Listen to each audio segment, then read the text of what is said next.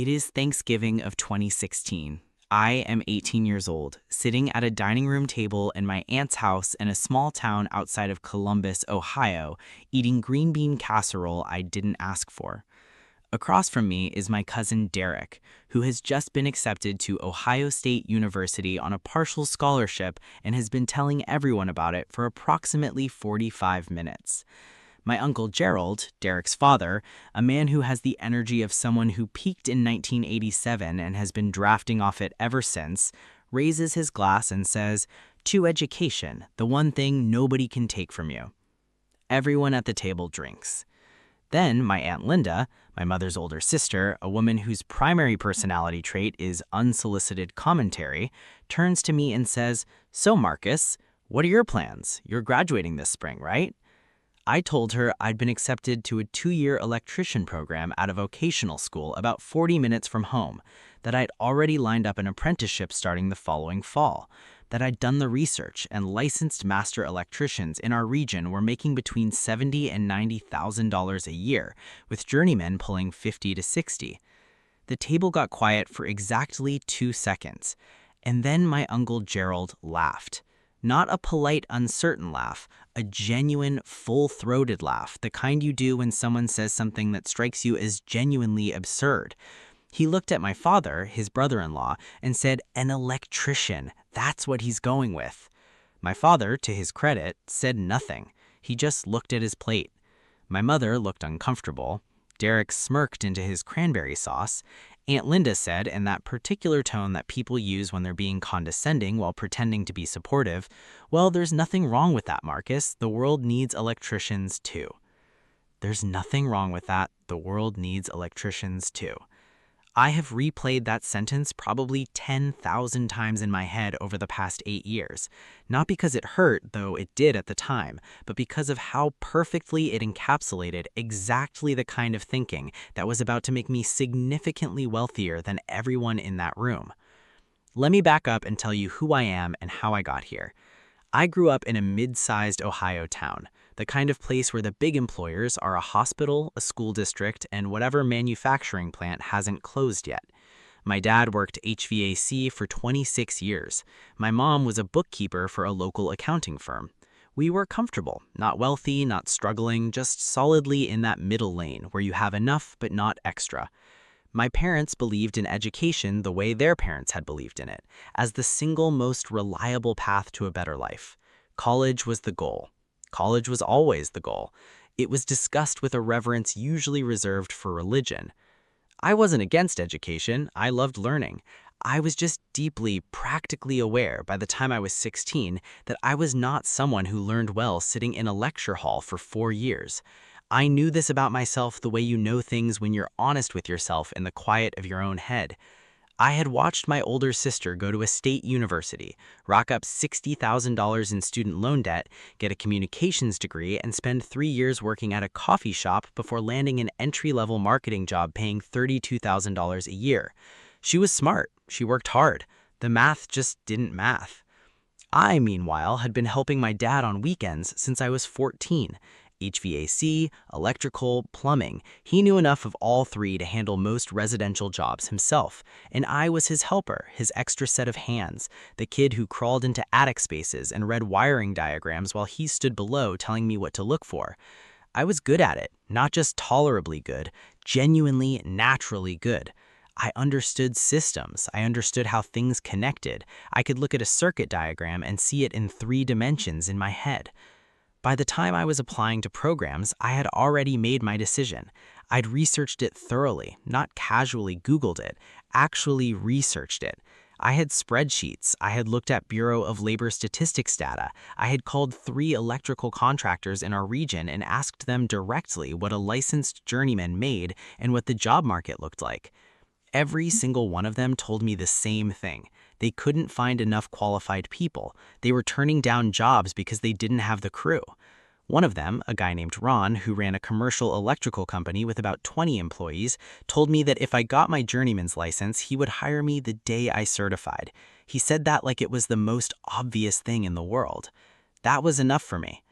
The vocational program was 2 years, Tuition in total was about $14,000, a number I want you to hold in your head next to my cousin Derek's eventual student loan balance, which I will get to shortly.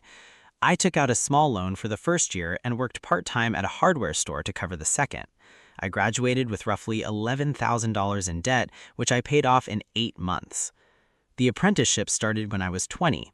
4 years working under licensed electricians, learning residential, commercial, and eventually industrial work. The pay structure during apprenticeship years was structured.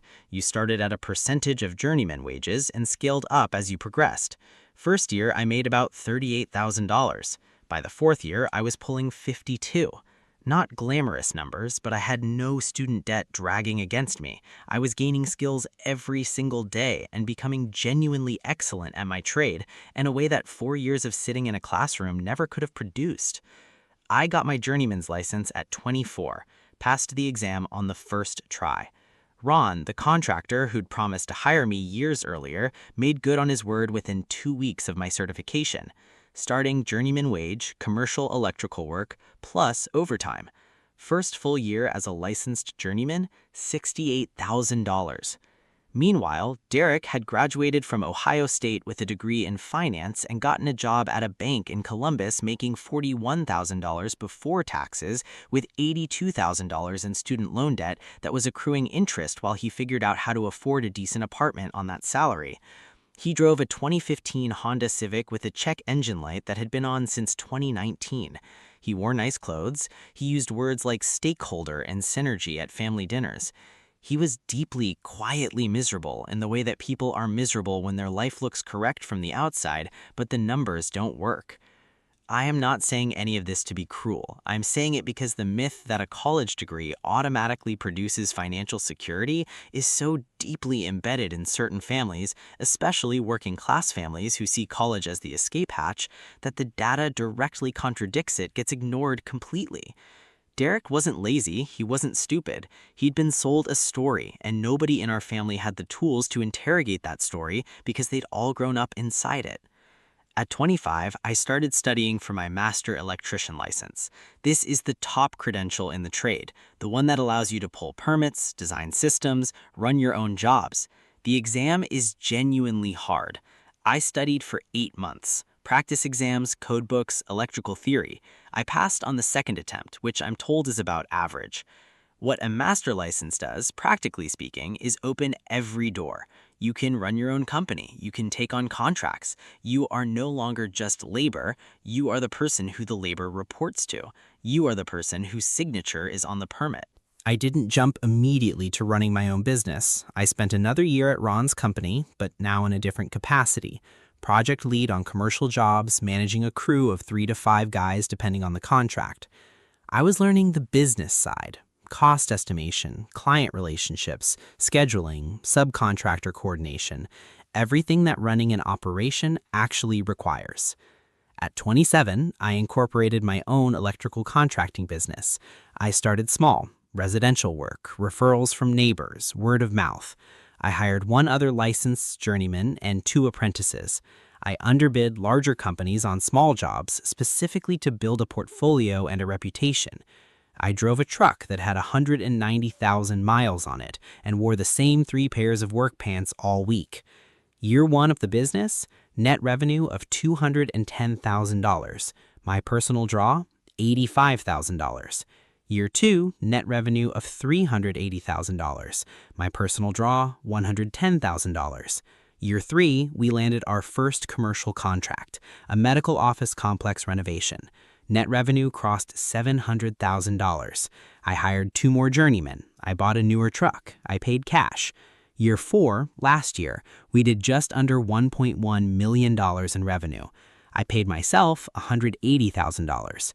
I have 4 full-time employees and a roster of subcontractors I work with regularly. I own my house, which I bought at 29 with a conventional mortgage and have been paying down aggressively. I have a retirement account that I max out every year. I have no consumer debt. I am 30 years old. Now, let me tell you about the family dinners. It started small. About 2 years into my journeyman career, my Aunt Linda mentioned at Christmas that Derek was having a little trouble with his finances, and did I know anyone hiring at good salaries. I gave her the name of a staffing firm and left it at that. Then it was my cousin Brittany, Uncle Gerald's daughter, the one who got a psychology degree from a private university and was carrying $95,000 in loans, who called my mom asking if I might be able to help her with a short-term loan to cover 2 months of rent. I declined, politely, through my mother. I didn't make a scene, I just said no. Then it was Uncle Gerald himself. This is the one that I want to be careful here because I'm aware of how this sounds. I don't want to be the guy who gloats, but I also want to be completely honest about what happened because I think it matters.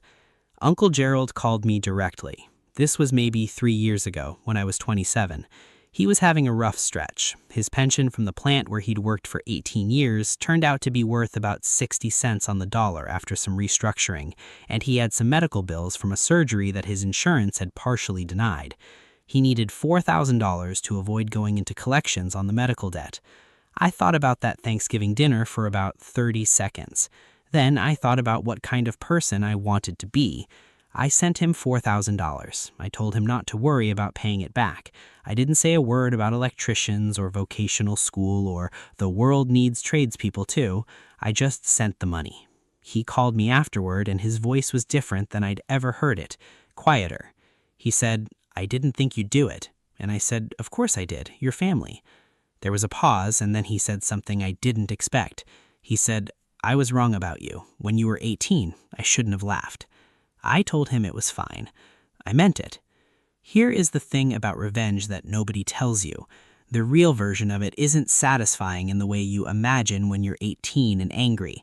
When I was 18 and walking away from that Thanksgiving table, I had this fantasy of a future moment where I would be visibly, publicly, and undeniably more successful than every person who'd laughed, and I would say something devastating and cool and walk out to a car that cost more than their mortgages.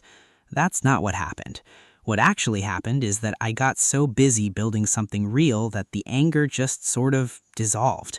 It didn't disappear in a dramatic moment. It eroded over time, replaced with something more useful. Focus, momentum, the satisfaction of watching a business you built from nothing actually work. The real revenge isn't a speech. It's a Tuesday morning. You wake up, you have no alarm set because you run your own schedule, you drink your coffee looking at a house you own, you check your business account, and everything is fine. Everything is more than fine. And you realize that the people who doubted you are largely irrelevant to your life, not because you hate them, but because you outgrew the need for their approval somewhere along the way. Derek and I are actually on better terms now than we've ever been. He switched careers 2 years ago, left the bank, got a sales certification, and is doing okay. He's not rolling in it, but he's stable. He asked me once, not long ago, whether he should have gone to trade school. I told him honestly that I didn't know, that the right path depends on who you are, not on what sounds smart at a dinner table. He nodded and we moved on. I'll say this to whoever is watching this, whoever is 18 or 19 or 22, and being told that the path you're considering is lesser, is embarrassing, is not what the family had in mind. The people saying that to you are not doing it out of malice. They're doing it out of a mental model that is decades out of date. The economics have changed. The trades have changed. The idea that a 4-year degree is always the financial rational choice, that idea is collapsing under the weight of its own evidence, and it's collapsing slowly enough that a lot of families haven't noticed yet. You do not need their permission. You need a plan, a license, and a willingness to work harder than everyone around you expects you to. The rest takes care of itself. Uncle Gerald came to my housewarming party when I bought the house. He stood in my kitchen, looked around at everything, and said, quietly, just to me, "Nice place, Marcus." I handed him a beer and said, "Thanks, Gerald." That was enough. That was more than enough.